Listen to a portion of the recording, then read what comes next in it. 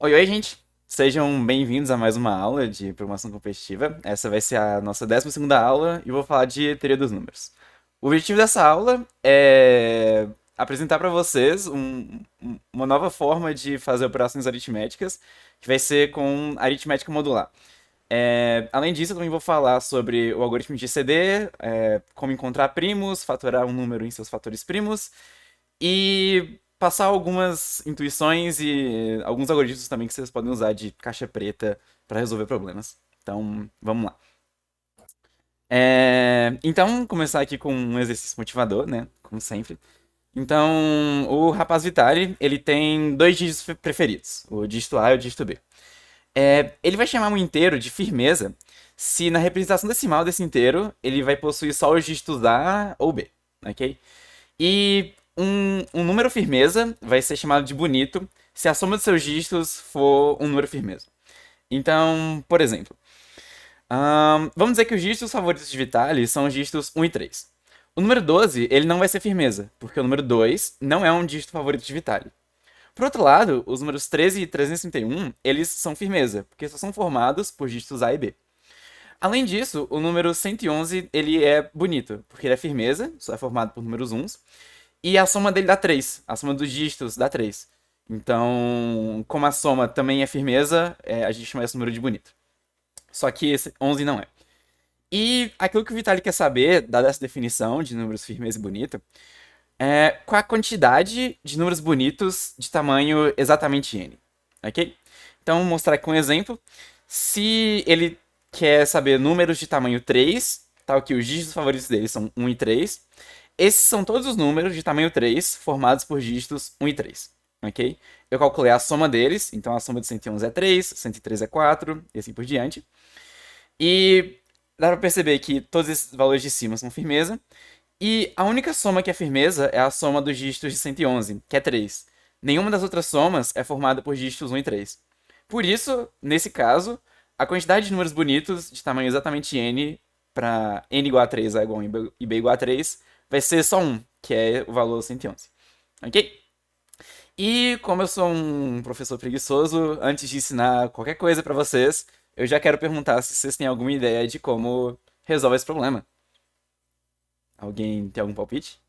Só é uma solução combinatória, então se alguém tiver algum tempo, até pra vocês pensarem um pouco mais sobre o problema também.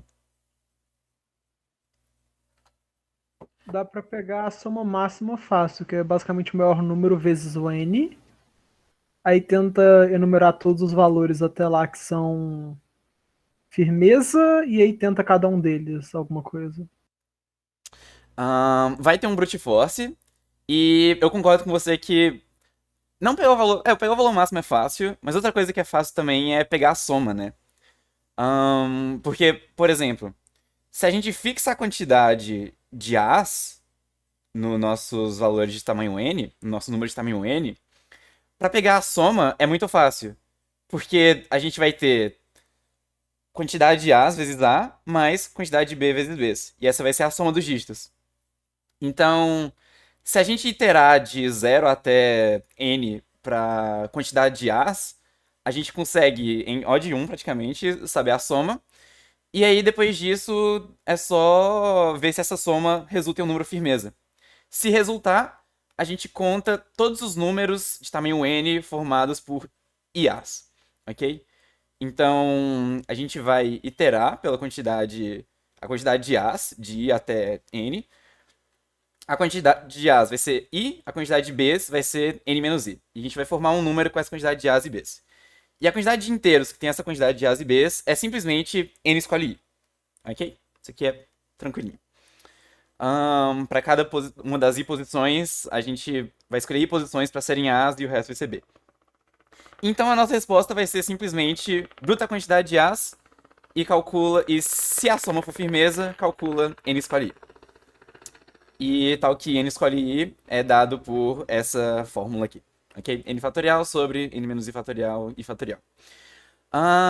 E é isso, né? Eu não ensinei nada pra vocês, mas tem um problema aqui legal, bora lá, só codar. Mas tem um problema, tem um porém. Eu não falei aqui, mas o N, ele pode ficar muito grande. Então, esse n pode ir até 10 a sexta, eu acho, nesse problema. Só que o fatorial cresce muito rápido. Então, não tem como a gente efetivamente calcular essas coisas e representar no nosso computador. Tipo assim, 15 fatorial é maior do que aquilo que cabe de memória em um inteiro. E eu diria que 10 a 6 fatorial nem dá pra você representar esse número no seu computador, sabe? Mesmo que você represente com string ou alguma coisa assim, não cabe na sua memória. Então, por causa disso, como a nossa resposta pode ser muito grande, ele pede pra gente responder responder o resto da divisão dessa resposta por 10 a 9 mais 7.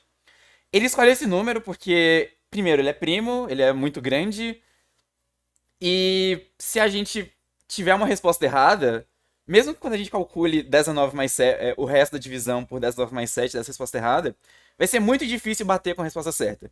Então, por causa disso que ele pede esse 10 a 9 mais 7, e a gente vai simplesmente calcular o resto da divisão, ok? E pra gente poder fazer isso, porque aqui tem multiplicações, divisões e somas, a gente tem que saber como operar com restos de divisão, ok? Que vai ser justamente aritmética modular. Então, esse operador, essa barra vertical, eu vou definir agora os nossos vocabulários, que vai ser o que a gente vai usar pelo resto da aula, tá bom? Então, barra vertical é o símbolo de divide. E então, se a gente ler A barra vertical B, vai significar simplesmente A divide B, ok? E aqui alguns exemplos de como é que se usa ela. Então, 10 divide 100, 5 não divide 42, que é só um tracinho para dizer que não divide. E 1367 divide zero. Na verdade, todo inteiro positivo e divide zero. Ahn, E, bom, agora uma outra coisa pro nosso vocabulário vai ser coprimo. Então, dois inteiros A e B, eles vão ser ditos coprimos, se o único inteiro positivo que divide ambos, A e o B, vai ser um. Então, por exemplo, 14 e 15 são coprimos. Porque se você pegar todos os números inteiros positivos, 1, 2, 3, 4, 5, o único que vai dividir 14 e 15 ao mesmo tempo vai ser um. Ao mesmo tempo, 6 e 10 não são coprimos, porque o 2 é um valor diferente de um que divide os dois ao mesmo tempo. 1 e 12 são coprimos, em parte aqui, porque o único inteiro positivo que divide um é um. Então, vai ser coprimo de todo mundo. E aqui eu deixo uma dúvida pra vocês. Dois números consecutivos são sempre coprimos? Deixa aqui de exercício. É uma aula de matemática, então exercício para leitores. Mas é bem fácil de mostrar isso aqui, se é verdade ou se é falso, ok? E eu já precisei disso aqui em várias questões de programação competitiva, saber se isso aqui é verdade ou falso. Então, fica aí a dúvida. É... Nosso segundo termo vai ser o operador, essas três barras horizontais, que vai significar congruência, ok? Então, a gente vai escrever ele dessa forma. Vai falar que A é congruente a B módulo M, se A e B possuem o mesmo resto na divisão por M, ok? Então, por exemplo, 15 dividido por 10 dá 1 e o resto da divisão é 5. Por isso, 15 é congruente a 5 módulo 10. 6 não é congruente a 7 módulo 2, porque 6 mod 2 dá 0 e 7 mod 2 dá 1. E menos 1 é congruente a 3 módulo 4. Basicamente aqui, aquilo que a gente está fazendo é a aritmética do relógio, por assim dizer. Então, imagina que a gente tem um relógio que só tem 10 posições, e aí se a gente andar 15 posições nesse relógio, andar 15 horas, a gente vai voltar para a posição 5. Agora um relógio tem 4 posições. Se a gente andar uma posição para trás, vai ser a mesma coisa de andar 3 posições para frente. Então, é basicamente isso que vai significar a congruência. E a gente vai usar muito esse operador. E é o operador também de porcentagem no C++, né? E, de modo geral, se D divide A, então isso significa que A é congruente a zero módulo D. Ok? Só unindo os dois conceitos aqui. E agora a gente vai para os nossos operadores padrões, ok? E todos os operadores, soma, subtração, multiplicação, e que era para ser uma exponenciação, todos eles funcionam de forma parecida com a aritmética nos números reais, que é a que a gente está acostumado, ok? Então, se a gente somar dois números, A mais C, se A é congruente a B módulo M, então A mais C vai ser congruente a B mais C. Se A é congruente a B módulo M, então A menos C vai ser congruente a B menos C. A vezes C vai ser congruente a B vezes C. E A elevado a C vai ser congruente a B elevado a C. Todas essas coisas aqui vocês podem tentar demonstrar. É legal, tipo, todas elas têm uma forma bem parecida de serem demonstradas. Mas, que nem eu falei, é basicamente a aritmética do relógio. E soma e subtração funcionam de modo muito parecido, a gente já sabe disso. E multiplicação e potência são um pouquinho diferentes, mas a parte boa disso aqui é que lembra do nosso problema que a gente não queria representar o número fatorial porque ele era tipo muito grande e a gente tinha que fazer soma, subtração e divisão com esse número? Então, a parte boa é que representar todas aquelas operações e depois tirar o módulo é a mesma coisa de pega A, multiplica por B, tira módulo. Aí depois soma C, tira módulo. Aí depois eleva a D e aí tira o módulo.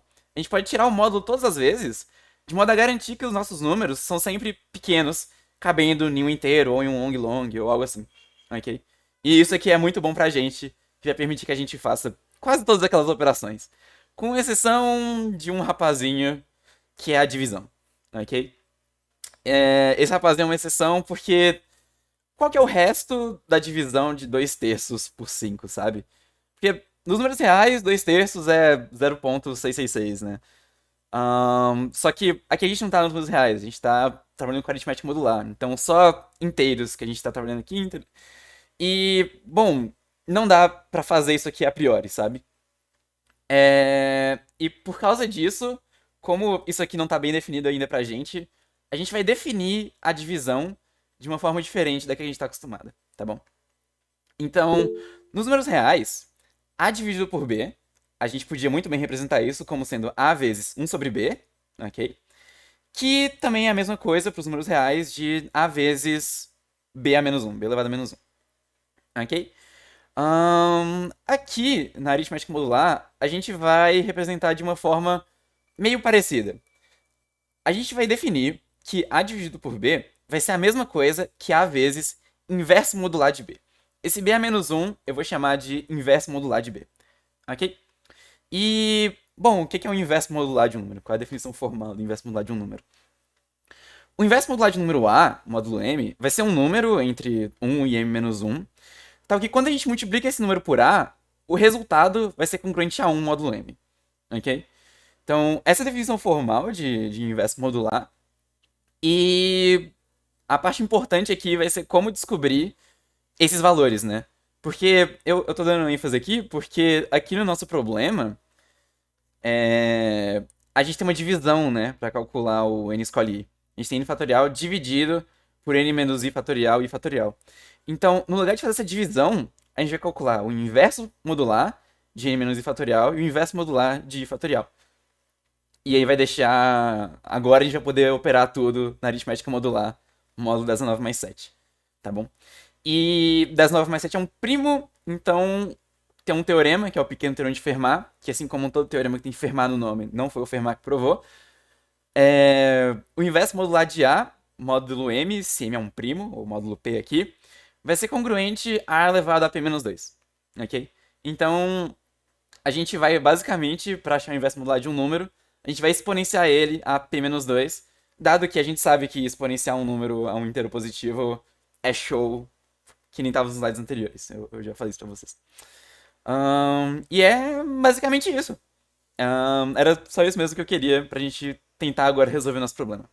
Então, voltar aqui no slide do problema e vamos tentar codar, né? Alguma dúvida? Se alguém tiver, pode perguntar.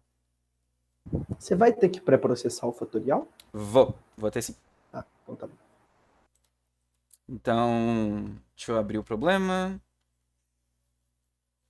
Tan, tan, tan. Só um fato curioso também.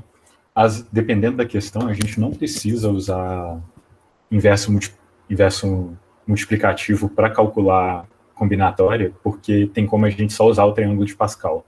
Na forma do triângulo de Pascal não tem divisão, então em alguns casos compensa fazer isso. Sim, sim. Aí você mata um log da questão. Então, vamos lá. A questão vai nos usar dois inteiros, A, B e N. E aqui a nossa solução, a solução combinatória original, era brutar a quantidade de A's, ver se o número é firmeza. Se for, como a soma é constante, todos os números formados por A's e B's com IA's dão a mesma soma, a gente só vai computar a quantidade de inteiros bonitos desse tamanho. Então, a gente vai botar a quantidade de A's de I até N, de 0 até N. Então, quantidade de A vai ser I, quantidade de B vai ser só N menos I. E aí, aquilo que a gente vai fazer aqui agora, vai calcular a soma dele, que é quantidade de A vezes A mais quantidade de B vezes B. E vai ver se essa soma é firmeza, né? De início, eu vou assumir que a soma é firmeza. E aí... Opa. Enquanto essa soma for maior do que zero, eu vou pegar o último dígito dela. Então... eu vou pegar o último dígito dela. Pra ver se ela é firmeza, eu vou percorrer todos os dígitos e ver se são iguais a A ou a B, né? Então, eu vou olhar o último dígito dela. Se for igual a A ou se for igual a B, tá show. Ela continua sendo firmeza. Então, eu só vou dividir a soma por 10 e continuar. Se não, ela não é mais firmeza. Então, eu tenho que definir firmeza como sendo falso. Ok? E bom, dito isso, agora que a gente sabe que ela é firmeza,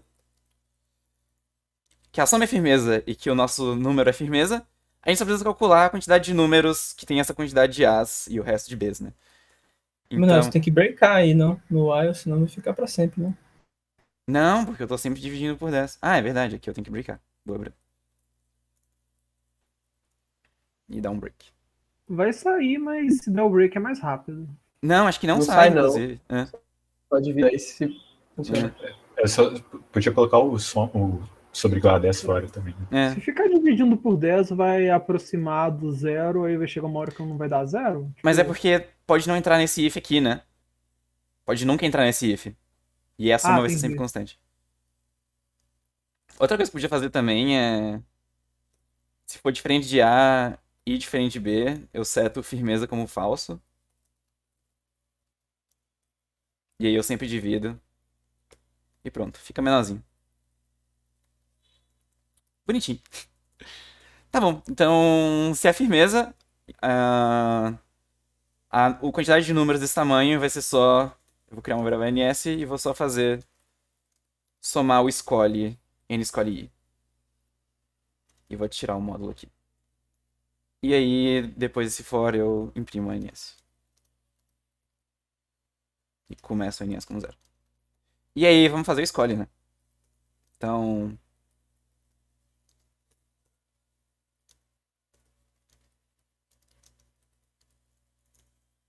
é só usar a formulinha. Fatorial de n vezes o inverso fatorial de i, vezes o inverso fatorial de n menos i. E que nem eu falei, essas operações de módulo a gente pode tirar elas a hora que a gente quiser. Então eu vou só tirar módulo aqui. E ele tem a mesma precedência da multiplicação. Então se eu tirar logo após eu multiplicar, ele realmente vai fazer a multiplicação, tira o mod. Fazer a multiplicação, tira o mod. E é isso. Acho que só uma coisa para já começar a imprimir na cabeça de vocês desde agora. Depois de ponto flutuante, a raiz do mal na programação competitiva é o overflow.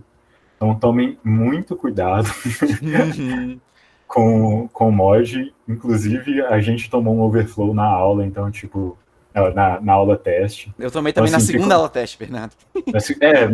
É sempre mesmo. Então, tipo, sejam muito cuidadosos, tirem mod toda hora, fiquem de olho nisso, pra não estourar os números. Muita gente costuma, na verdade, no lugar de fazer multiplica e tira mod, criar um operador mul, que aí lá dentro já tira o módulo. Ou então um soma que lá dentro já tira o módulo.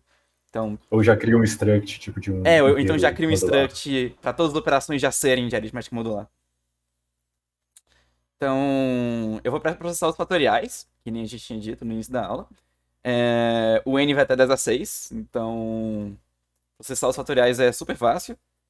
Fatorial de 0 é 1. E de 1 até max. Fatorial de i é simplesmente i vezes fatorial de i menos 1. E aqui eu tiro o módulo, só pra caber bonitinho. E agora só falta a gente calcular o inverso modular, né? E o inverso modular, que nem eu tinha mostrado aqui, pelo pequeno teorema de Fermat, é simplesmente se P é primo, A elevado a P menos 2. Então, vamos lá.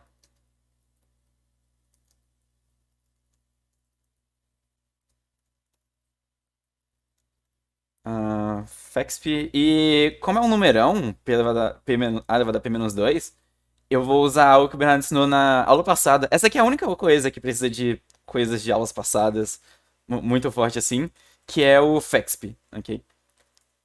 Que é exponenciar rápido. Porque, de modo geral, a gente iria multiplicar isso aqui P menos duas vezes, né? Multiplicar A por A P menos duas vezes. Mas no lugar disso tem uma forma mais eficiente de fazer, que vai custar só odd log. Até porque Então, P, no caso, é 10 a nona, então isso por si só já então, seria suficiente para tomar TLE. isso. É um algoritmo incrível, mais rápido. E aí, Fexp de AB. O jeito que eu faço, que sempre dá certo na minha mente, é se B é zero, retorna o elemento neutro, que é 1. Se B é par, eu vou retornar o Fexp de A vezes A mod e B sobre 2.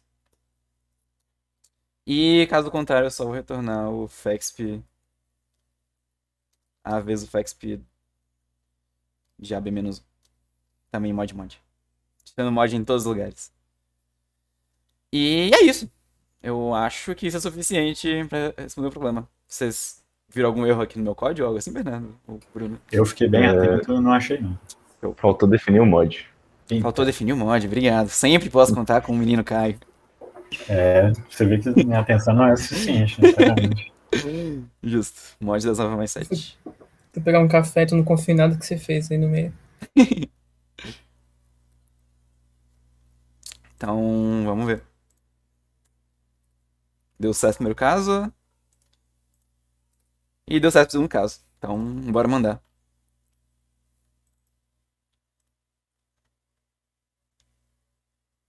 Lá na biblioteca do Bruno tem um código curtinho de inverso modular que é muito bom também. Sim. Eu sempre uso ele. É Passou tipo uma linha. completamente. E você God. sabe como ele funciona, João? Eu não faço a menor Sem ideia. spoilers do final. Sem spoiler, sem tem spoilers. coisas nessa aula ainda pra falar. Então, Eu vou deu tudo aprender na aula certinho. então como ele funciona, Bruno. Eu também, porque eu não sei não. Eu posso falar depois também. Então, show.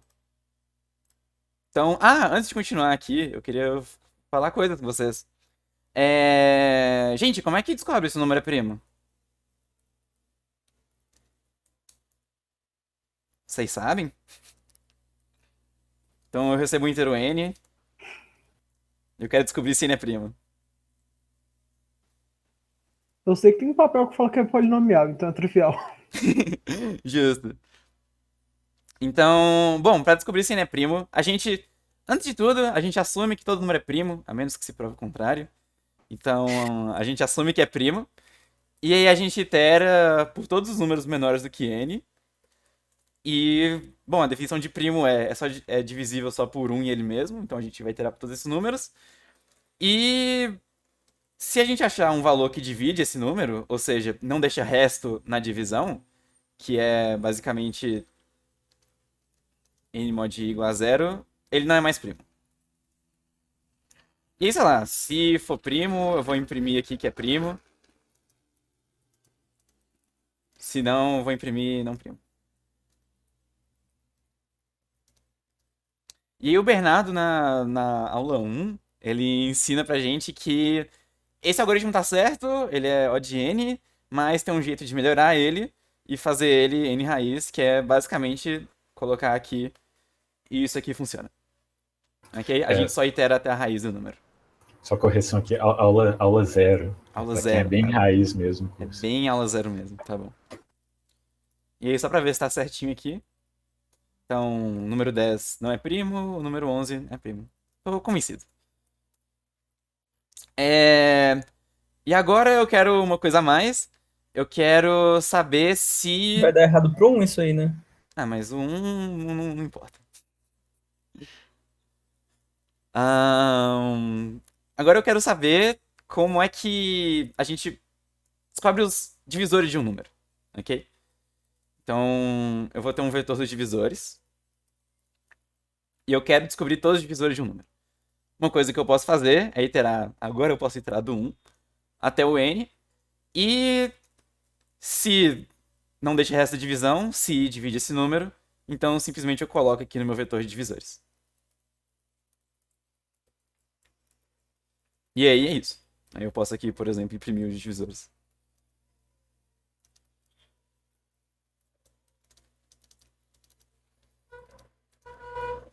Tem dois pontos e vírgula na linha 23. Obrigado. Não faz diferença, né? Mas obrigado. Só que, mais uma vez, a gente pode ser um pouco mais esperto e só até a raiz. E por um argumento parecido do porquê que descobrir se o número é primo, a gente pode iterar só até a raiz. Achar todos os divisores, a gente também pode iterar só até a raiz. E aí a gente vai colocar aqui o nosso divisor i. E um outro divisor que é maior do que a raiz, que é n sobre i. E tem mais uma coisa, porque isso aqui, bom, dá problema em dois casos. O primeiro caso que isso aqui dá problema é se n for um quadrado perfeito, e aí i vai ser igual a n sobre i. Então eu tenho que verificar isso, então... Aí eu coloco. E o outro problema é, sei lá, se n for um primo, coisa assim, ou então n tiver um primo muito grande, pode ser que eu não entre aqui. Então eu tenho que verificar... Não preciso, né? Esse aqui tá certo. Tá certo. Acho que tá certo. Tá certo? Vamos ver se tá certo. Então, vamos ver todos os divisores de 10. Show. Tá mais do que certo, olha só. Pra 15 deu certo, pro meu primo deu certo. Então, tá bom, tudo certo. Então, esse nosso algoritmo descobre todos os divisores de um número. Só que agora eu quero algo mais ainda. Eu quero saber todos os divisores primos de um número. E agora, como é que eu faço isso? Como é que eu fatoro o número de divisores primos? Para isso, eu vou usar uma variável auxiliar, que vai guardar o meu inteiro n. E aí, a primeira vez que eu entrar nesse if, começando 2, né? Emanuel, Oi. você vai dar uma intuição para os meninos de por que você só tem que checar até a raiz? Acho que não, porque o Bernardo já deu na aula 0, mas... Ele deu? Não, então tudo bem. Se tá lá, é Mas só ir. qualquer coisa, dá pra mostrar aqui rapidinho. Acho que é bem tranquilo, tipo, de mostrar também. Sei lá, você tem... Coloca só os divisores de um número, não? Tá bom, tá bom. 1, 2, 3, 4, 6. Deixa eu ver um número bom. 9, 12, 18, 36. Show. A intuição do porquê que você pode olhar só até a raiz é perceber que para cada número você tem um correspondente do outro lado da raiz, por assim dizer. Então, por exemplo, 36 é 1 vezes 36. 18 é 18, quer dizer, 36 também é 2 vezes 18, ou 3 vezes 12, ou 4 vezes 9, ou 6 vezes 6. Então, se a gente vai escrever um número n como um número p vezes um número q, um desses números necessariamente tem que ser menor do que a raiz de n. Porque, bom, se não fosse, o produto deles daria maior do que n, né? Então, essa é meio que a intuição do porquê que a gente só precisa olhar até a raiz do número. Ok? Ficou ok a explicação? Show. Show. E aí, a mesma coisa para descobrir os divisores primos, por exemplo. Então, para descobrir os divisores primos, eu vou criar uma variável auxiliar, que vai guardar o nosso inteiro n. E o primeiro inteiro i que dividir a minha variável auxiliar, ele com certeza vai ser primo. Porque se ele não fosse primo, ele teria um divisor, e aí esse divisor teria entrado aqui nesse if antes, né? Então, o primeiro inteiro que entrar aqui, o i vai ser primo. Então, divisores primos, ponto pushback i, claramente. Só que agora eu não quero pegar nenhum múltiplo desse meu inteiro i, desse meu primo. Então, o que eu vou fazer é, enquanto AUX for divisível por esse i, eu vou só dividir AUX por i. E vai ser simplesmente isso. Então, e aqui eu posso, por exemplo, imprimir os divisores primos. E agora vai dar o problema que eu tava pensando, Que é... E se AUX for um primo? Vai dar tudo ruim, né? Porque só vai andar até a raiz, nunca vai chegar no N e não vai entrar aqui. E aí meu divisor de primos vai ficar vazio. Então, para resolver esse caso, eu vou tratar aqui, que é se AUX for diferente de 1, eu vou colocar ele no vetor divisores primos. E eu espero que isso aqui dê certo. E tem um jeito muito chique de conferir se tá certo. Então, o número que o Bernardo falou foi 86. E realmente os únicos divisores primos de 36 são 2 e 3. Um jeito de conferir é usar isso aqui que chama factor, que é uma função do Linux muito incrível, que ele fatora o número para você. Ele fatora números muito grandes. Então, realmente os únicos divisores primos são o 2 e o 3.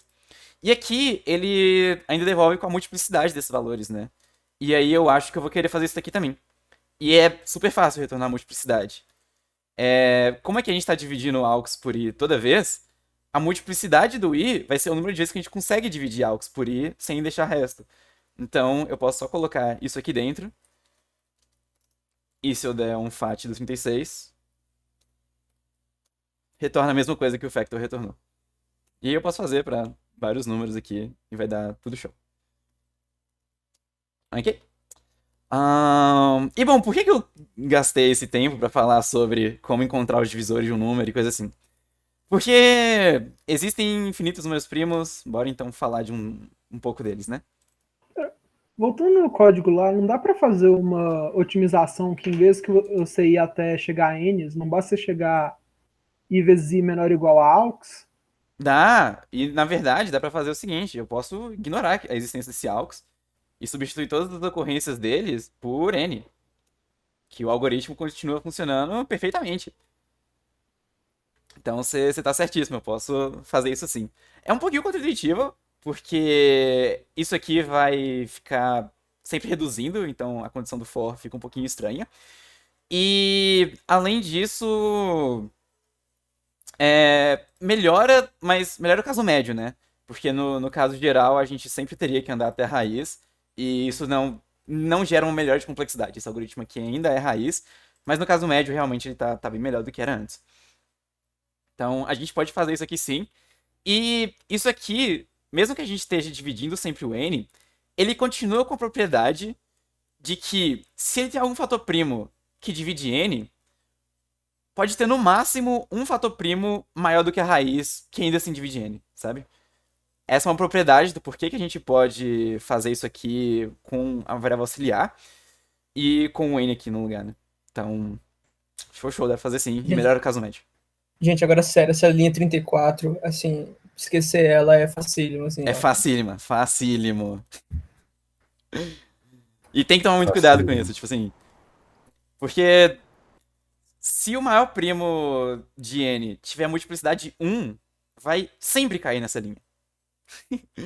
Então a gente tem que tratar esse caso. E o troll é que, assim, às vezes a gente, pelo menos eu tenho a impressão de que isso só vai entrar nessa linha quando o número for primo, mas não é verdade. Não é verdade. É quando tiver um divisor acima da raiz. Sim, Então, sim. Muito cuidado. Eu acho que sempre vai que entrar nessa linha, não? Não entra se o maior primo tiver multiplicidade maior do que 1. Ah, entendi. Ok? Mas realmente, se o maior primo tiver multiplicidade de 1, ele vai entrar nessa linha aqui sempre. Qual que é o exemplo, tipo, de um número composto que entra aí? 14, por exemplo. 14, é. Os divisores primos de 14 é 2 e 7. Então ele vai entrar no 2. Então começa como 14. Aí ele vai entrar no 2. Aí ele vai dividir por 2, vai virar 7. E aí vai pro 3, mas 3 já é. 3 ao quadrado já é maior do que 7. Já vai sair desse loop e já vai cair aqui. Então 14 é um dos casos. Show. Show. Então, bora falar, né, de números primos. Tá, F11, colocar no present. Show. Então aqui tá a solução, tem um código aqui também, se vocês quiserem. Qualquer coisa também dá pra abrir na página do Codeforces e ver meu código. E bom, algo muito relacionado a números primos, e que vai precisar de números primos aqui, fatoração, é a função totiente ou feedn, ok? E o feedn, ele ele responde a quantidade de inteiros positivos menores ou iguais a n que são coprimos com n. Então, por exemplo, φ de 2 é 1, porque o único número entre 1 e n que é coprimo com 2 é o próprio 1, ok? Φ de 5 é 4, porque os números 1, 2, 3, 4 são coprimos com 5, em particular porque 5 é primo, então isso sempre acontece. Φ de 8 é 4, porque os números 1, 3, 5 e 7, todos os números primos menores do que 8, são coprimos. Todos os números ímpares menores do que 8 são coprimos com 8. E φ de 10 é igual a 4, que são os números 1, 3, pulo 4, pulo 5, pulo 6, aí vai 7 e 9. Esses são os números coprimos com 10. E bom, por exemplo, se P é primo, φ de P vai ser sempre P menos 1. Porque se o número é primo, os únicos números que dividem ele são 1 e ele mesmo, né? Então, por causa disso, todo número de 1 até P menos 1 vai ser coprimo com um P. Então, por isso, se P é primo, φ de P é P menos 1. Se P elevado a K é uma potência de um número primo, então o φ de P elevado a K vai ser simplesmente P elevado a K vezes 1 menos 1 sobre P. Parece um pouquinho estranha essa fórmula, mas, tipo assim, super claro por que é isso. Então, o φ de P elevado a K vai ser P elevado a K, o valor N, menos os múltiplos de P entre 1 e P elevado a K. Porque o único divisor primo de P elevado a K, é o próprio P. Então a gente tem que tirar só os múltiplos de P desse intervalo. A quantidade de múltiplos de P de 1 até P elevado a K é só P elevado a K sobre P. A gente deixa P elevado a K em evidência e dá isso daqui. E por causa disso, tem uma forma de generalizar. Não é tão óbvia e direta assim porque que é essa generalização. Mas o termo geral da função tociente é n vezes o produtório para todo P que divide n P', ou seja, para todo divisor primo de n, de 1 menos 1 sobre P. Ok? Esse aqui é o termo geral, e tem um exemplo aqui do porquê que o termo geral funciona. Então, bora colocar, por exemplo, o φ de 14. Emanuel, você me desculpa, só fazer uma pausa muito rápida. Pode fazer. Para quem nunca viu esse símbolo, e eu pelo menos não tinha visto antes da faculdade, o produtório é a mesma coisa do somatório, só que de multiplicação. Isso, Aqui, isso. E a coisa que está embaixo é tipo a condição das coisas que vão ser produtadas, no caso, sabe? Isso, Tá todo isso. P que divide N, primo. Para todo P que divide n. Só para não ficar sem. Ok, obrigado, Bernardo. Então, por exemplo, o φ de 14, que nem a gente mostrou, os fatores primos de 14 são 2 e 7. Então, para P igual a 2, a gente vai tirar todos os múltiplos de 2 que tem no intervalo de 1 até 14, que é mais ou menos 1 sobre 2, vai ser mais ou menos metade dos valores que estão nesse intervalo. E para P igual a 7, a gente vai olhar para os números que sobraram, 1, 3, 5, 7, 9, 11, 13, e vai tirar os múltiplos de 7, que, bom, vai ser mais ou menos 1/7 dos valores que sobraram. Então, é mais ou menos isso, a intuição mais ou menos do porquê que essa fórmula funciona. E, bom, aqui tá um código de como calcula. Vai ser muito parecido com o código que eu mostrei ali, tipo assim, agorinha. Esses dois primeiros fors aqui, esse for aqui vai ser só para descobrir os fatores primos. E aí a gente vai subtrair n sobre o fator. E aí, do que restar, a gente vai sempre subtraindo. Então, isso aqui é equivalente àquele produtório lá. Ok? Então, esse aqui é o código. E a principal razão por qual eu tô falando da função tociente é porque, bom, tem questões na lista da função tociente. Questões muito, muito legais que usam isso aqui. E além disso, a gente estava falando de inverso modular, né? E aí tem o teorema de Euler. Se não acreditarem em mim, acreditem no Euler. Que se A é coprimo com M, então o inverso modular de A módulo M é simplesmente A elevado a φ de M menos 1. E vocês podem perceber que se M é primo, vai dar a mesma coisa que a nossa fórmula anterior, né? Se olhar aqui, se M é primo, φ de P é P menos 1. E aqui vai dar P menos 1, que é P menos 2. Ok? Então, funciona. E com isso, eu meio que cobri todos os casos de divisão quando a gente está falando de aritmética modular. Se não é verdade que K é coprimo com M, não tem como a gente... não existe o inverso modular de A, módulo M, se A não é coprimo com M, ok? Então, só existe nesse caso e isso cobre todos os casos. Então, se você não tiver um número P na sua entrada, um número primo na sua entrada, só valores coprimos, você pode usar essa função aqui para descobrir o inverso Não. modular. Oi? Tem uma dúvida, volta no slide aí, por favor. Nessa seu desenho, sua intuição, por que isso não vai dar colisão, entre aspas? Tipo, por que você não vai estar recontando, gente, que você tá tirando?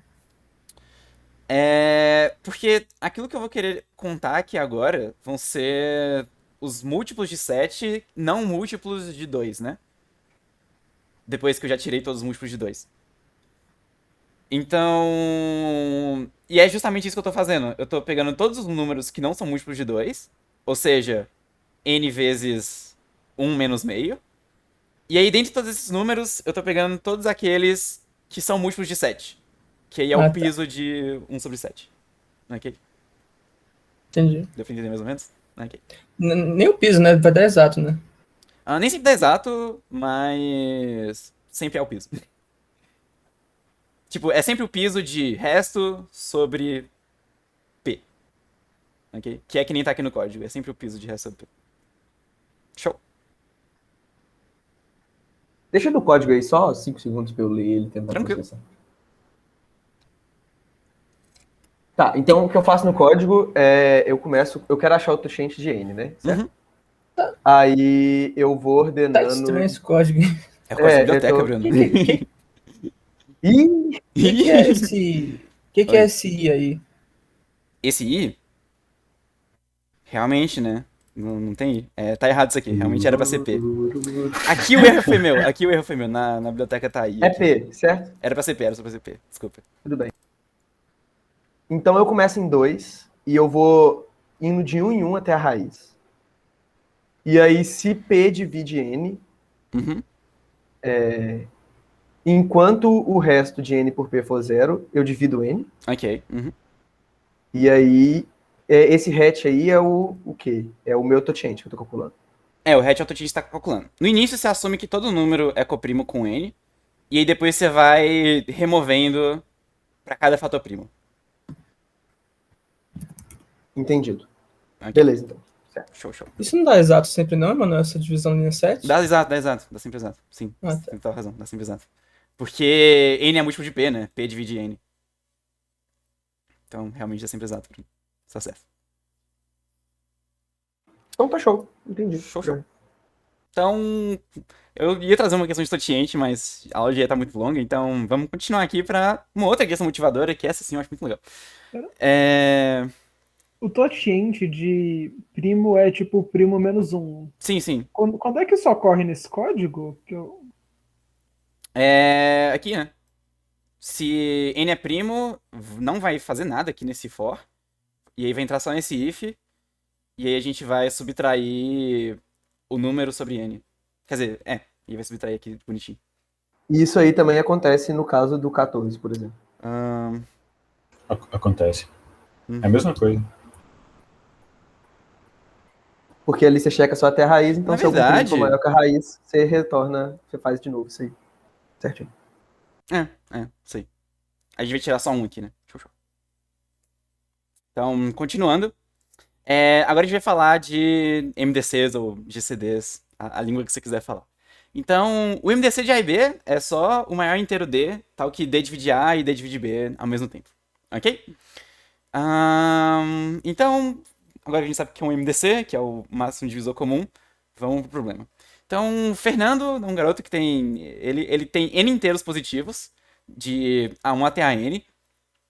E ele acha que o MDC desses inteiros, ele é, tipo, muito pequeno.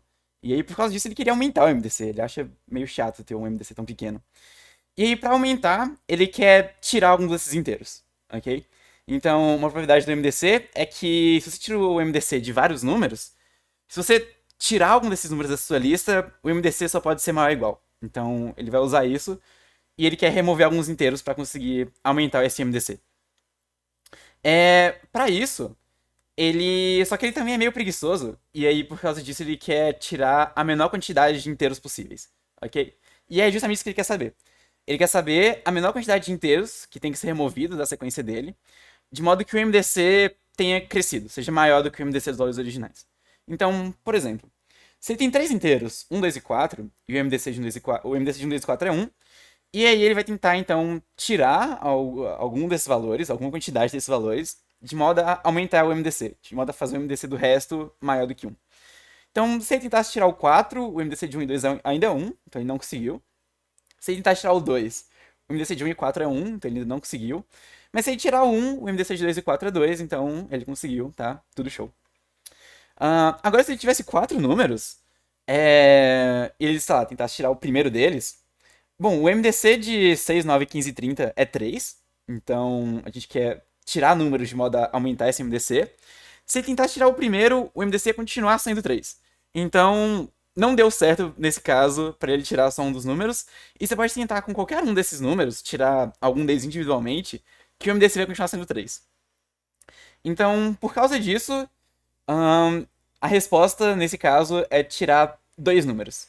Que vai ser, por exemplo, se você tirar o 6 e o 9, os números que restam são 15 e 30, o MDC de 15 e 30 é 15. E se você tirar o 9 e o 15, o MDC de 6 e 30 é 6. Então, para esse segundo caso, ele precisava tirar pelo menos 2 números. Ok? Eu não preciso aumentar o maior possível, não. É Não só precisa aumentar. do maior possível. Você só quer a menor quantidade que aumenta um pouquinho. Pode aumentar de 1 para 2, só quer aumentar um pouquinho. Ok? Ok. Então, vamos lá. Eu falei de MDC, mas como é que calcula MDC, né? Como é que calcula o maior inteiro D que divide A e B ao mesmo tempo? Então, aqui está a definição de MDC. E eu já vou falar aqui que a gente vai usar o algoritmo de Euclides. Esse algoritmo, ele funciona da seguinte forma. O MDC de 0 com qualquer número é o outro número, ok? Então, por causa disso, a gente vai falar que se B é igual a 0, o MDC é só o outro número e vai retornar o A. E caso contrário, a gente vai retornar o MDC de B e o resto da divisão de A por B, ok? A mod B. E, bom, tem uma coisa aqui sobre esse algoritmo, que é... Por que que as duas coisas são a mesma coisa? Tipo, por que o maior inteiro que divide A e B ao mesmo tempo é a mesma coisa do maior inteiro que divide B e resto da divisão de A por B ao mesmo tempo? Tipo, quando eu tava no primeiro período, foi a primeira vez que o Bernardo veio falar comigo, o professor passou pra gente codar esse algoritmo, e aí o Bernardo virou pra mim e perguntou por que que as duas coisas são iguais? Por que que as duas coisas são equivalentes? E a priori não é óbvio mesmo, e ficou com isso na minha cabeça e a gente não saiu com a resposta no dia. Mas eu quero mostrar pra vocês por que que essas duas coisas são equivalentes. Então, vamos lá. Eu reescrevi o mesmo código aqui em cima, eu só tirei os espaços pra ficar menorzinho. E, bom, a gente mostrar que o MDC de A e B é a mesma coisa do MDC de B e A mod B, a gente quer mostrar que essas duas coisas são iguais, certo? Para mostrar que esse algoritmo está correto, basta mostrar que essas duas coisas são iguais. Então, a gente vai chamar de D o MDC de A e B, e R vai ser o resto da divisão de A por B, ok? Simplesmente A mod B. E a gente quer mostrar que D é igual ao MDC de B e R, tá bom? Para isso, uma coisa super comum em provas de teoria dos números, a gente vai escrever A como sendo um inteiro qualquer vezes B mais a razão R, ok? Para todo inteiro A e B... Resto, isso, mais o resto R. Para todo inteiro A e B, você pode escrever eles dessa forma, então a gente só vai escrever eles assim. E, bom, a gente quer saber sobre o R, então eu vou passar o B vezes K subtraindo aqui e vou escrever R como sendo A menos B vezes K, ok? E a gente quer mostrar que o MDC de A e B é igual ao MDC de B e R. Então, por essa fórmula daqui, eu vou tirar aqui do modo de apresentação por um segundinho. Por essa fórmula daqui, é bem claro uma coisa que fica, tipo assim, na cara, na hora. Seja x um inteiro que divide A e B ao mesmo tempo, ok? Então, A sobre x é um inteiro, B sobre x é um inteiro. Para mostrar que x divide R, basta mostrar que R sobre x dá um inteiro, né? Só que R sobre x é simplesmente A sobre x menos B vezes K sobre x. Ou seja, um inteiro menos outro inteiro. Logo, x divide R. Então, como todo número que divide A e B ao mesmo tempo também divide R, isso significa, inclusive, que o MDC de A e B, que é um número que divide A e B ao mesmo tempo, também vai dividir R. Logo, o MDC de B e R vai ser maior ou igual do que D. Ok? E, bom, a gente quer mostrar que uma coisa é igual a outra, a gente já mostrou que uma coisa é maior ou igual que outra, falta mostrar que é menor ou igual também, né? Então, vamos olhar para essa equação aqui, para essa igualdade aqui de cima.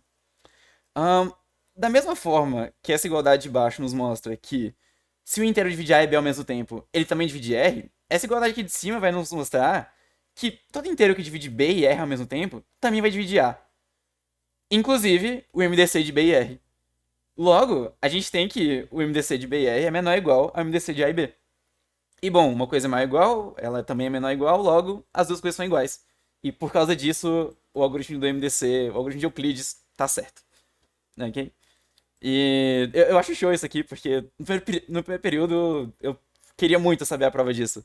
E aí, agora eu vejo que é, tipo, super simples. Então, eu acho bem legal. Então, continuando. E agora eu quero passar para vocês uma intuição sobre MDCs, ok? Então, é o seguinte. A gente deu aqui a definição de MDCs, né? Como sendo o maior inteiro D que divide A e B ao mesmo tempo. Mas acho que eu quero passar uma definição um pouco diferente e para dar intuições para vocês do que a gente vai usar para resolver o problema e do que se usa em muitas questões de programação competitiva. Então, A e B vão ser nossos dois inteiros e eu quero saber o MDC entre eles, ok? A primeira coisa que eu vou fazer aqui vai ser fatorar A e B em fatores primos. Então, 30 pode ser fatorado como sendo 2a1 vezes 3 elevado a 1 vezes 5 elevado a 1. E 36 pode ser fatorado como 2 ao quadrado vezes 3 ao quadrado vezes 5 elevado a 0.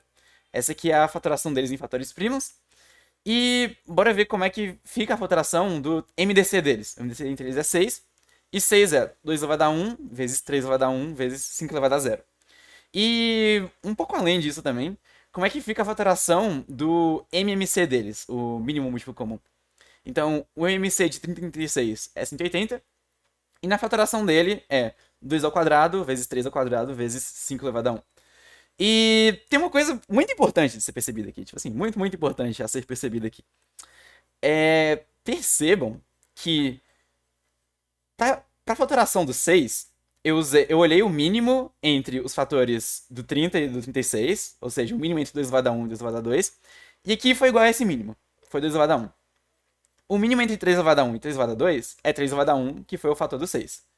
O mínimo entre 5 elevado a 1 e 5 elevado a 0 é 5 elevado a 0, que foi também o fator do 6. E para o MMC foi o oposto. O 2 ao quadrado é o máximo entre 2 a 1 e 2 ao quadrado. 3 ao quadrado é o máximo entre 3 a 1 e 3 ao quadrado. E 5 elevado a 1 é o máximo entre 5 elevado a 1 e 5 elevado ao quadrado. A intuição que eu quero passar aqui, de uma forma formal para vocês, seja essa fatoração do A, ou seja, A igual a P1 elevado a 1 vezes P2 elevado a 2 até Pm elevado a M, e seja essa fatoração em fatores primos do B, ou seja, P1 elevado a T1, P2 elevado a T2 até Pm elevado a Tm. Aquilo que eu quis dizer aqui é que o MDC de A e B é a mesma coisa do produto desses fatores primos elevados ao mínimo entre os expoentes de A e de B para esse fator primo. Ou seja, é P1 elevado ao mínimo entre o expoente de P1 e para A e o expoente de P1 para B. Então, o mínimo entre A1 e T1. E isso aqui é uma definição equivalente de MDC. E para o MMC ocorreu de uma forma parecida. Então, o MMC de A e B vai ser simplesmente pegar todos os fatores primos e elevar ao máximo entre cada uma das potências. Ok? E é muito fácil de mostrar por que o MDC é isso. Porque, por exemplo, considera D o nosso MDC, ok? Se D e considera D diferente desse número aqui, ok? Se o fator primo P1 de D tiver um expoente maior do que esse mínimo, então ou D não vai dividir A ou ele não vai dividir B. Então, por isso, D não pode ser maior do que isso aqui. Ao mesmo tempo, se D tiver um fator, um expoente menor do que esse mínimo, então a gente pode multiplicar P1 e D, que continua dividindo A e B ao mesmo tempo. Então, por causa disso, essa definição de MDC como sendo introdutório é equivalente àquela definição anterior. E como que isso aqui... De que isso aqui nos serve? Porque isso aqui nos diz agora que o MDC ele é definido pelos menores expoentes de cada potência prima. Se a gente tiver uma sequência de números, o MDC da sequência de números vai ser definida da seguinte forma. A gente vai olhar para cada fator primo e olhar qual é a menor potência dele em cada um dos números. Ok? É bom lembrar que esse expoente pode ser zero. É bom Quando lembrar que aparece esse expoente pode ser número- zero, claramente. não Nesse aparece caso número. aqui era zero, né, inclusive. Então, só tirar a mouse cheia por um segundinho. Tá bom? Então, isso aqui é o que vai ajudar a gente a resolver o problema. Então, vamos voltar aqui pro problema. A gente tinha aqui nossa sequência de números, 6, 9, 15, 6, 9, 30. E aquilo que eu tô falando é que o MDC desses caras vai ser definido pelo menor expoente de cada fator primo. Então, vamos aqui só, a termos de simplicidade, assumir que todos eles estão divididos já pelo GCD. Ok? Então, nosso MDC atual é 1, tá bom? O MDC de todos esses caras aqui é 1. A gente pode pegar os números e dividir todos eles pelo MDC de todo mundo, que continua show. Então, assume que eles são 1. Então, agora, a gente vai fatorar esses números, escrever eles com as potências primas. Então, 2 vai dar 1, vezes 3 vai dar 0, vezes 5 vai dar 0, 3 é 2 a 0, 3 a 1, 5 a 0, e assim sucessivamente. O nosso problema, a gente queria remover a menor quantidade de números, de modo que aumentasse o GCD, né? Aumentasse o MDC. No caso, como a gente já dividiu todo mundo pelo MDC, o MDC atual é 1. Então a gente quer só remover alguma quantidade de números, tal que quando a gente tirar o MDC de todo mundo no final, vai ser algum valor maior do que 1. Então, aquilo que a gente pode fazer aqui é olhar para cada potência prima, calcular quantos desses valores tem expoente não nulo para essa potência prima, ok? E essa quantidade de valores eu vou definir como CI, então pro primo PI vou definir como CI, a quantidade de valores dessa sequência que tem expoente PI não nulo. E a nossa resposta vai ser simplesmente, dentre todos esses primos, tirar aquele que tem a menor quantidade. Tirar aquele que tem a maior quantidade de valores com aquele expoente não nulo, ok? Então a nossa resposta vai ser só o mínimo de n menos ci. E é basicamente desse jeito que a gente vai tentar resolver esse problema, ok? Ficou um pouquinho confuso, eu vou dar alguns minutos pra vocês pensarem. Se tiver qualquer dúvida, pode falar.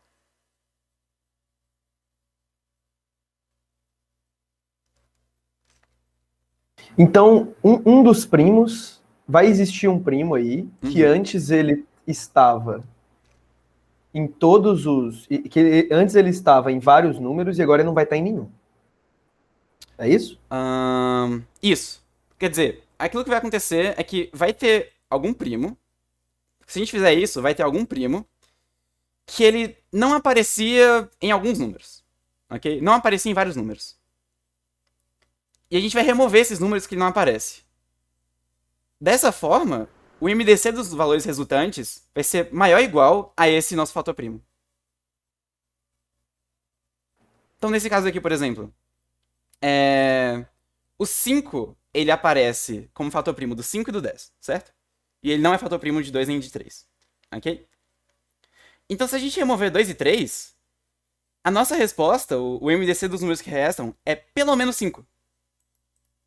Então a gente conseguiu aumentar. Mas e se não tiver nenhum primo nulo na minha sequência?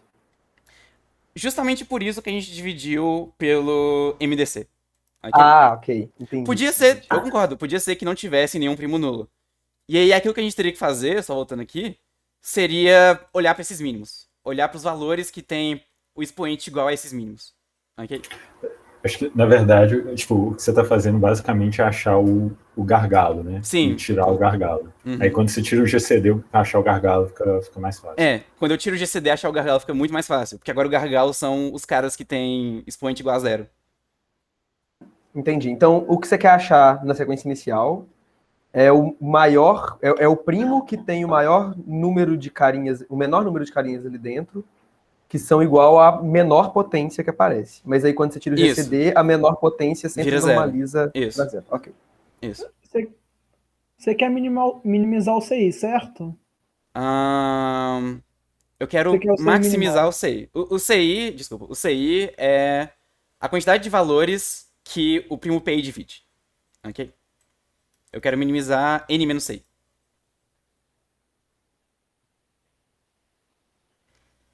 Então, para cada primo P, eu vou olhar para essa sequência e eu vou olhar todo mundo que ele divide. Todo mundo que tem expoente não nulo com esse fator primo. E aí, eu vou tirar os outros valores. Porque todo mundo que tem expoente não nulo com esse fator primo, se eu tirar o GCD desses valores, vai ser maior ou igual a esse fator primo.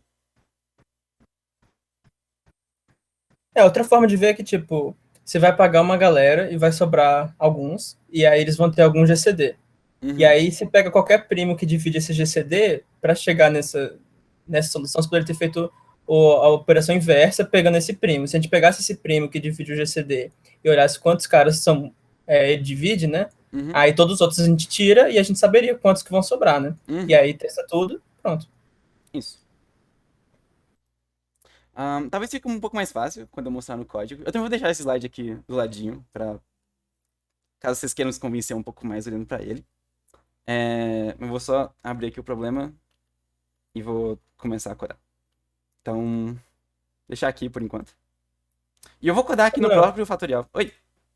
Eu não sei se eu perdi, mas você falou a complexidade do GCD? Não falei, né? Realmente eu não falei. A complexidade do algoritmo de GCD, deixa eu deixar aqui F11, do algoritmo de Euclides, eu não vou mostrar aqui agora, mas a complexidade desse algoritmo, ela é log. Tem até um comentário aqui. Ela ocorre em log. O pior caso dele é quando os números A e B são sequências de Fibonacci.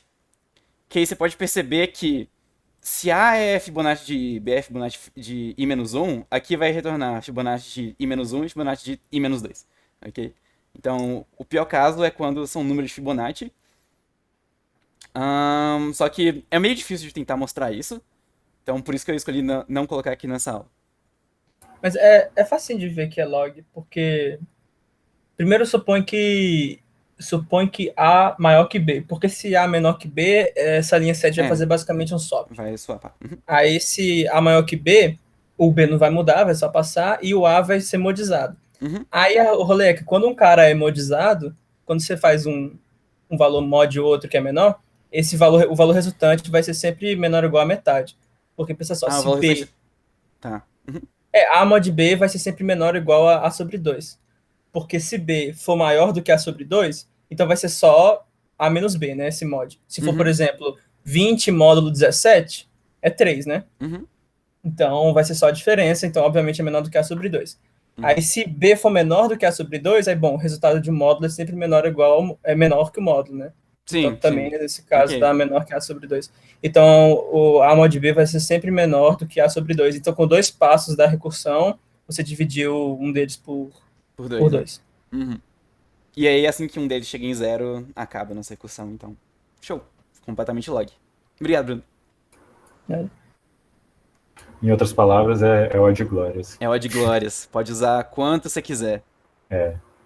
Se eu for pensar também, tipo, pelo pior caso, ser Fibonacci, esse negócio, ele roda sub a função inversa de Fibonacci. Como Fibonacci é exponencial, esse negócio é super rápido. É bem devagar. É rápido, né? A função cresce devagar. Mais ou menos, ele é pior do que se fosse base 2, né? O caso... Mas então, precisam tem de uma 2 coisa. passos, né? O caso médio desse algoritmo, eu acho que não existe bound pra ele. Tipo assim, não tem provado os bounds pro caso médio desse algoritmo. Não tem um teto provado pro seu caso médio desse algoritmo. Então, o caso médio ainda é meio obscuro, mas o caso médio dele é melhor do que base 2. Eu acho que é tipo log na base 10, coisa assim. O caso médio. Então é show, né?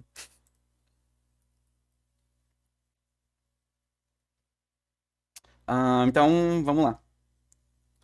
Na entrada, eles vão dar pra gente o inteiro n, que é o tamanho da nossa sequência. Então, vou ler a sequência.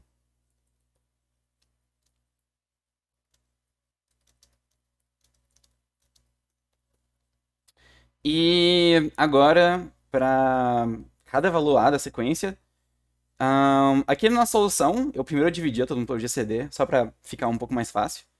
Então, seja D nosso GCD, começando como 0. A gente lê a nossa sequência, chama de A. E eu faço D recebe o GCD de A e D. Fato importante, 0 é elemento neutro da operação GCD. Isso. Então, GCD de 0 com qualquer coisa é outra coisa. Ahn, e agora a gente vai para cada. A gente vai dividir todo mundo da sequência por esse valor.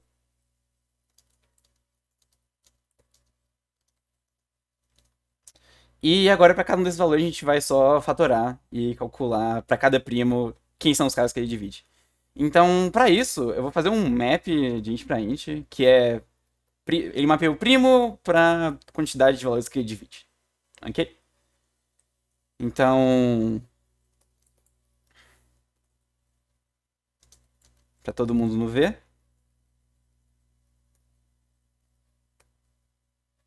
Tem aqui nossa funçãozinha já, que encontrava os divisores primos. E aí depois que a gente já computou os divisores primos do número, aqui não é mais n, né? Aqui é a. Vou trocar aqui.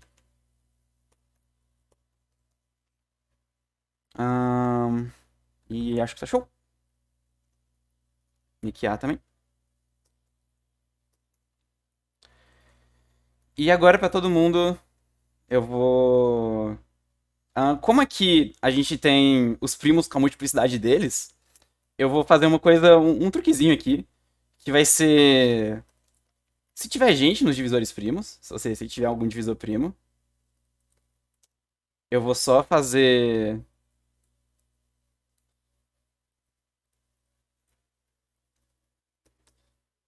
Vou somar o primeiro deles, e aí eu vou iterar por todo mundo. Divisores primos é um nome meio ruim, então... Vou chamar divisores primos só de primos. Um pouco melhor. Então, eu vou iterar pelos primos. Eu vou colocar o primeiro da lista aqui. Os primos aqui já vão estar ordenados, ok? Isso é algo meio importante, que os primos aqui já vão estar ordenados. E aí, graças a isso, eu posso iterar. Aqui é menor. E se a posição atual for diferente da posição anterior, eu dou um primo CNT desse cara mais. Ou seja, esse primo divide mais um elemento. Mano, isso já não sai distinto, não, pô? Dá pra fazer sair distinto, tirando aqui e colocando aqui, né? Tipo assim, tirando essa linha e colocando aqui. É, exatamente. Mas eu vou deixar assim, porque... Duas razões. Eu mostro depois as razões. Você pode dar o primo CNT++ ali, onde você dá o primos.pushback i, não pode não? Justo. Aí você nem precisa fazer outro vetor, né? Tem vários jeitos de modular isso aqui. Mas é só porque esse vetor de primos, a gente vai ter, tipo assim, alguns algoritmos de fatoração. E aí já vai retornar, tipo assim, os primos, a multiplicidade deles de forma ordenada, sabe?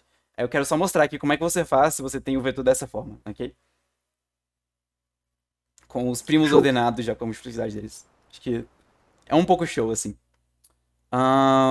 E agora, eu vou... Para cada primo e para cada valor. Eu chamei de CI, né, no slide. Não é assim não que faz, mano.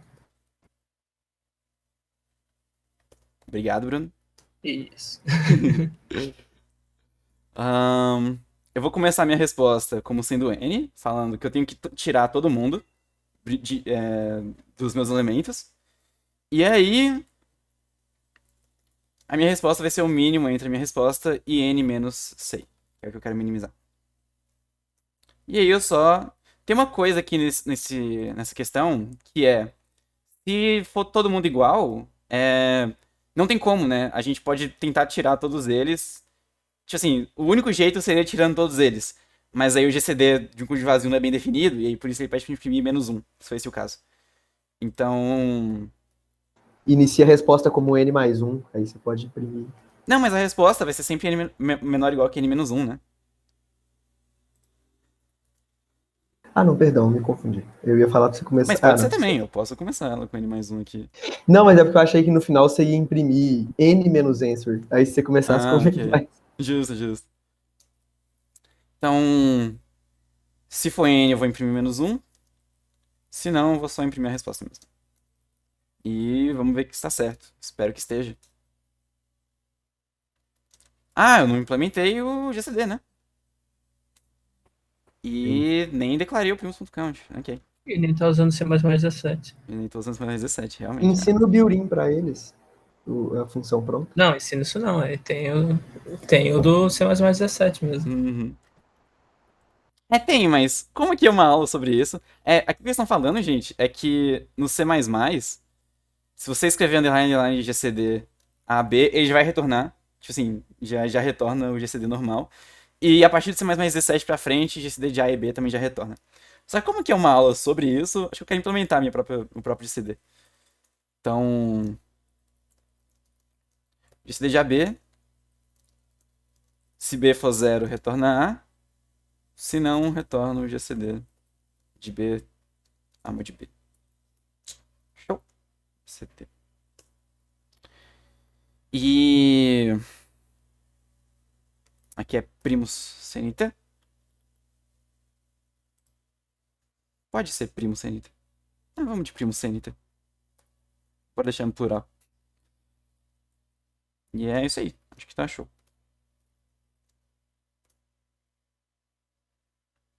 Show. Vamos ver se tá funcionando, né? Importante. Funcionou o primeiro caso. Funcionou pro segundo caso. E funcionou pro terceiro caso. Então, só mandar, né? Fácil, fácil. Qual que é a complexidade, Manuel? Vamos ver qual é a complexidade. Então a complexidade desse algoritmo é O de N, N vezes log, pra calcular os GCDs, né? E aqui embaixo... Eita! E aqui embaixo é N vezes raiz, né? Então nosso código é N raiz. E, bom...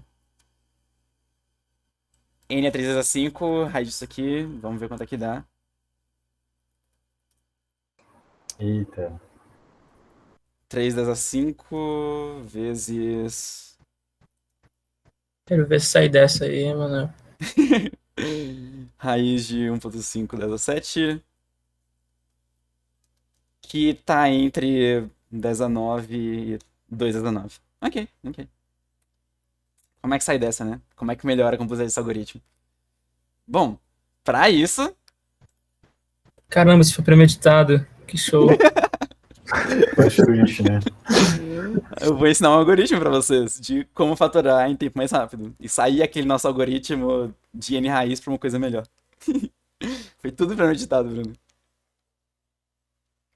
Então vamos lá. O Bruno tá chocado. Esse algoritmo, ele é chamado crivo de Erastótenes. Originalmente, ele é utilizado para encontrar todos os primos de 1 até N, ok? Só o fato engraçado dessa aula que, assim, a gente tá passando tudo para C++ e tal, mas esses algoritmos todos foram feitos por gregos há 2000 anos Tudo atrás. grego. É tipo a aula mais anciã, assim.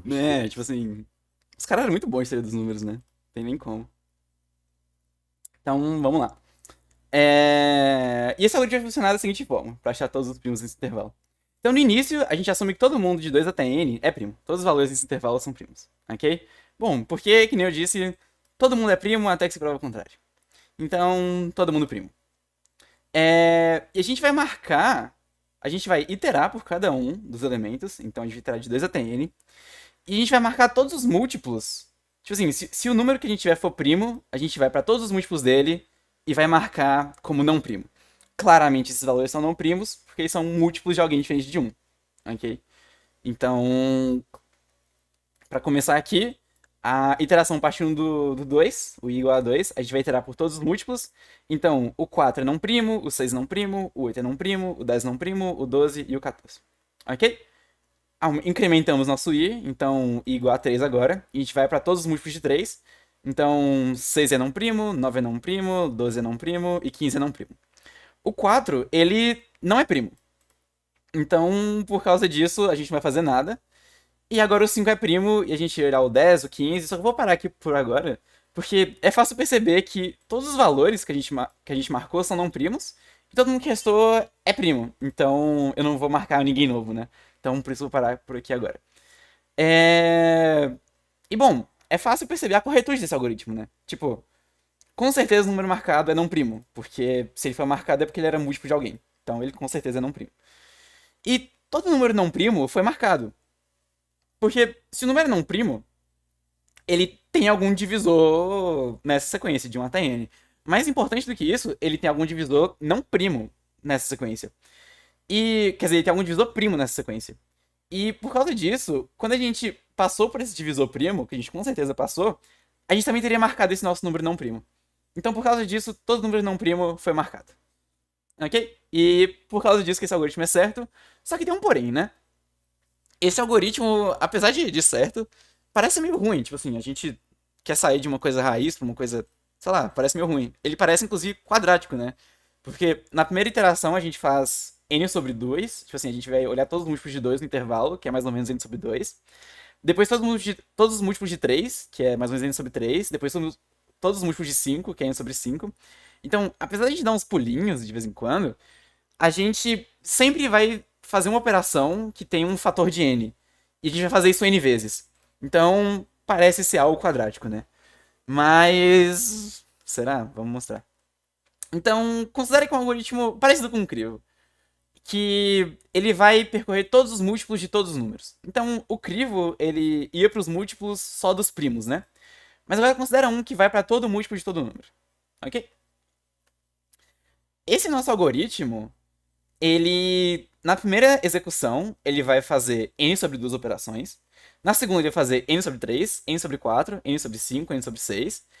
E aqui nesse caso, a primeira operação desse nosso algoritmo tinha 14 números, tinha 15 números. Então, quando i era igual a 2, ele fez 7 operações. Quando i era igual a 3, ele fez 5 operações, que tem 5 múltiplos de 3 nesse intervalo de 2 até 5. Pro i igual a 3, ele fez 3 operações, i igual a 4, ele fez 3 operações. E bom, de modo geral, em cada iteração, ele faz no máximo n sobre x operações. Então essa curva aqui, n sobre x, ela em todos os pontos é maior do que o número de operações feitas pelo nosso algoritmo. Em todos os pontos dela. Então, por causa disso, pra gente descobrir qual é a complexidade do nosso algoritmo, pra gente dar um upper bound pro número de operações desse algoritmo, é só saber a área sobre essa curva, né? Então a gente vai integrar de 1 até n sobre x. E bom, essa integral dá n vezes log menos n vezes log de 1. Log de 1 é 0, então a complexidade do algoritmo é só n log n. E logo, a complexidade do crivo também é de n log n. Chique, né? Do nada apareceu uma integral. Eu acho essa prova muito chique. Muito elegante. Uhum. Série harmônica ali. Essa aí é a harmônica, não é? Sim, sim. E tem uma coisa também interessante. A complexidade verdadeira do crivo é n log n. Mas eu quis falar desse algoritmo um pouco pior, que ele percorre todos os múltiplos de todos os números, não só dos números primos, porque, bom, apesar dele ser um pouco pior, tipo assim, apesar dele ser pior, essa é uma ideia que vai aparecer em muitos problemas. Tipo assim, você saber que você pode iterar por todos os múltiplos de todos os números de 1 até n, e que isso é uma complexidade show, não é quadrático, é n log, é muito bom você saber disso. Tipo, porque isso nos dá meio que uma ferramenta a mais, até em questões que não envolvem crivo, pra resolver vários problemas, ok? E esse é um raciocínio que aparece com certa frequência, então, muito show vocês saberem que você pode iterar por todos os múltiplos. E, bom, aqui tá o código do crivo. De modo geral, no algoritmo anterior, a gente marcava só se era primo ou não primo, né? Aqui eu vou querer marcar uma coisa que nos dá um pouco mais de informação. Então, eu vou marcar algum dos divisores primos do número. Aqui, ok? Então, não só se ele é primo ou não, mas me diz um divisor primo desse número aqui. Isso que vai estar nesse vetor div. Então, no início, eu assumo que todo número é primo, seto div como 1.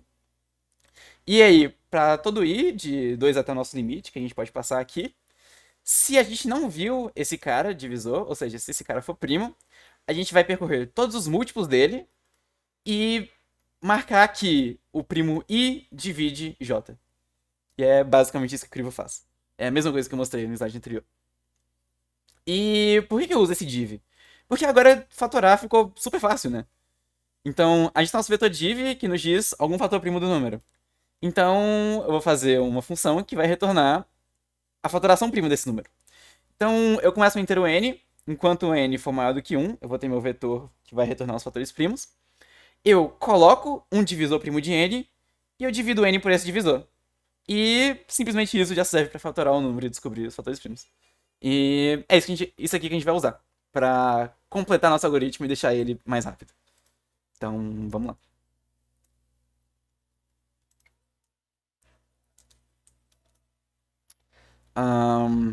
Então aqui eu vou fazer o crivo primeiro, né?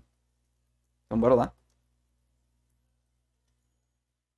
Setar o max. O máximo do problema era 1.5 vezes 17. Então o max era isso. E aí eu vou criar a função de crivo. Vai receber um inteiro, um limite. Eu Tem que pôr uma folguinha aí, né? Verdade, tem que pôr uma folguinha. Mais 10. Obrigado. Eu vou pra todo mundo desse vetor. E vou falar que ele não é primo. Que ele é primo. E agora eu vou iterar de 2 até o lim. Novamente, presunção de primalidade. Todo número é primo até que se ache uma testemunha que diga o contrário. Exato, exato. Se for primo. Então eu vou percorrer todos os múltiplos dele.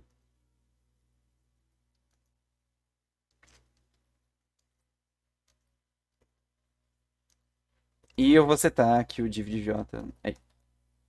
Show! Acho que tá certo. E aí agora eu vou ignorar tudo isso aqui que eu fiz. Opa. Ignoro tudo isso aqui. E eu falo só que primos é fact de A. E aí vamos fazer o fact.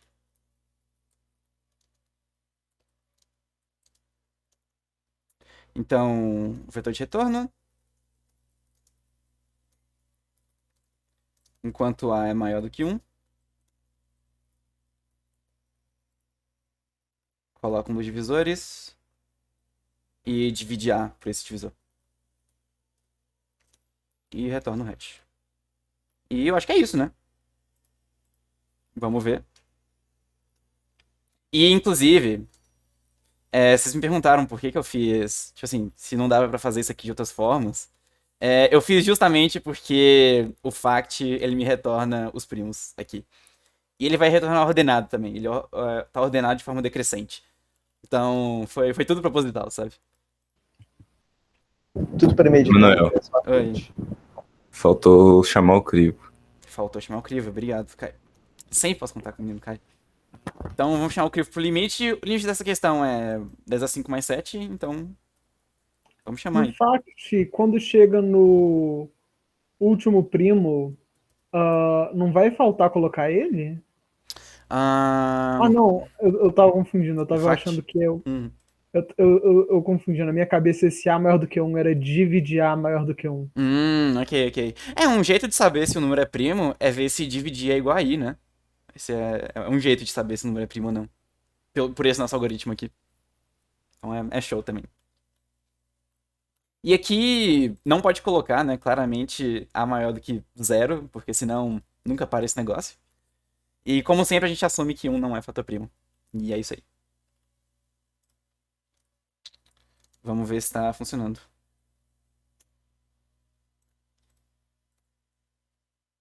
Funcionou no primeiro caso. Funcionou pro segundo caso. E esse terceiro aqui nem precisa testar, né? Mas... nem precisa testar o terceiro. Eu acredito. Compilou, já tinha que ter enviado. Já tinha que ter enviado, né? Exatamente. E vamos ver Ia agora. dar errado por causa do crivo. Ia dar errado por causa do crivo, então obrigado, cara. Verdade. Passou! Show! Pode. Show. Calma, o TL é 1 segundo? O TL é de 1 segundo. Mas tem um jeito de fazer melhor, né? Tipo assim, dá pra... Tipo assim, tem uma observação aqui do crivo, por exemplo. A gente começa de J igual a I, né? Mas a gente podia começar, por exemplo, de j igual a i quadrado, que fica um pouquinho mais rápido. E além disso, tem, por exemplo... 2 vezes z, não? Não, dá pra começar de i quadrado. Quer testar? Deixa eu fazer aqui... i vezes i. Bora ver se fica mais rápido desse jeito. Acho que é show. Também tem outras coisas, tipo, no segundo, a gente só passa por um par que vai ser primo uma vez, né? Não tem como você separar o 2 em cima e depois você vai fazer o i iterando de mais igual a 2, porque você sabe que todo par não vai ser primo. Então, Justo, tipo, justo. pequenas otimizações, mas se você Ah, precisar você fazer tem- um crivo muito grande, ajuda. E você Uhum. tem um map, e tem um você map tem aí esse também. vector que não precisa e tal. Vamos ver se fica um pouquinho mais rápido fazendo ao quadrado.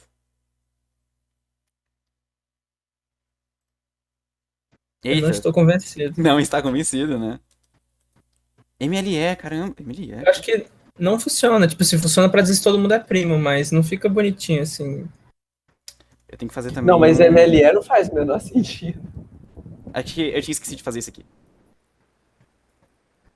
Isso aqui É porque fazia uma ficou diferença. colocando vetor, elemento no vetor infinitamente. É, fiquei colocando Correto. elementos no vetor infinitamente. Por isso que não é compilou em via.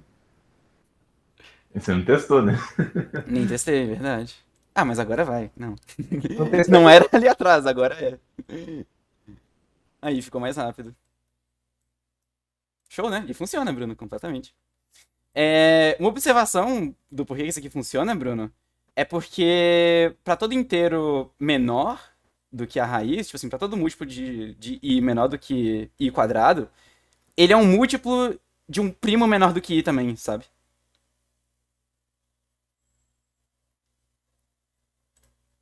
Sim. O negócio agora é que Às vezes ele tá pensando. Voltei, a internet voltou. Eu tinha caído por um momento. Ok. Eu Vocês achei estão que você aqui, tava né? matutando. Mas o que você falou, Emanuel? Não, eu ia perguntar o que você falou que caiu na hora. Ah, tá. Mas agora a faturação fica zoada, né? Não fica mais ordenada. Agora fica zoada. Agora a faturação não fica mais ordenada. Inclusive, por que passou?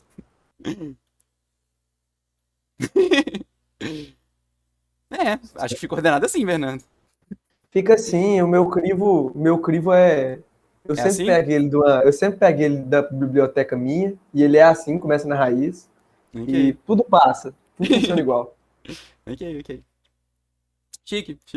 A maior prova de corretude, né? A maior prova de Passou corretude. em Não, várias eu coisas. já tomei uns 10 AC aí pra provar, eu acho que eu tô Ok. Aqui tá meu código, se alguém quiser ver. E, bom, agora só pra finalizar a aula, eu quero falar de algumas informações úteis, tipo assim, informações verdadeiramente úteis pra quando você estiver fazendo questão de teoria dos números. Tipo assim, muito útil. Então, a mais útil de todas é que, pra inteiros menores que 10 a 18, o número de divisores de n é O de raiz cúbica de n. Ok? E, bom, não tem uma prova do porquê que é isso. Mas, inclusive, porque o bound verdadeiro não é esse, é outro. Mas para números maratonísticos, esse daqui é o padrão utilizado. E então, para qualquer valor que você pegar, se você tem um algoritmo que itera por todos os divisores, você pode adicionar uma constante, um multiplicativo de raiz cúbica de n nesse algoritmo. Ok? E o caso médio disso aqui é muito melhor, na verdade. Oi? A gente sabe porque a gente pegou e brutou e olhou o pior caso? Sim, a gente fez umas heurísticas. Tipo assim, a gente brutou até 10 a 9 e 10 a 18 a gente fez umas heurísticas e viu que era isso aí mesmo. Tirou na internet. E tirou da internet. Tem aqui um blog que um cara fala que ele fez umas heurísticas e achou esse valor. Eita! Ah, eu abri o blog, inclusive. Olha só. Tem um link, uma discussão aqui em russo e um cara que falou que fez umas heurísticas e viu que era isso mesmo. Então, tá bom.